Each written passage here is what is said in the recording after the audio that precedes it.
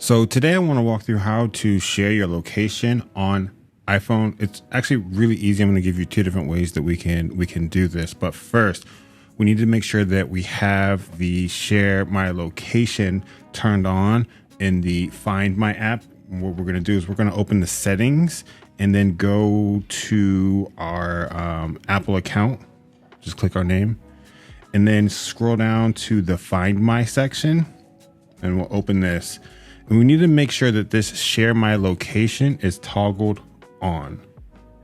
That's the first step. So once we make sure that that is turned on, what we're going to do, we have two ways that we can share our locations. We can go directly to a contact, or we can go to the contact through our text messages. So let me open this up. So this is one of my threads.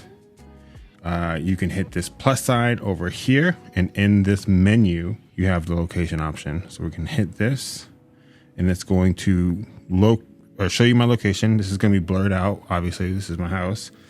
I don't want you weirdos knowing where I live. And then from here we can click the send, and it's going to send our location. So I stopped sharing the location so that I can show you how to share it again. And this is the second way. What we're going to do is click on the contact.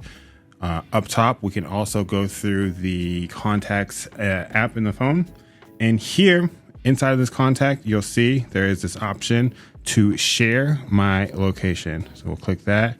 And now it's going to give us three options. We can share it for the next hour, or we can share it to the end of the day. I'm going to click indefinitely, and I will share that. So two super easy ways to share our location. Guys, I hope this helped. If it did, if you could, like the video and subscribe to the channel, and we'll see you next time. Bye.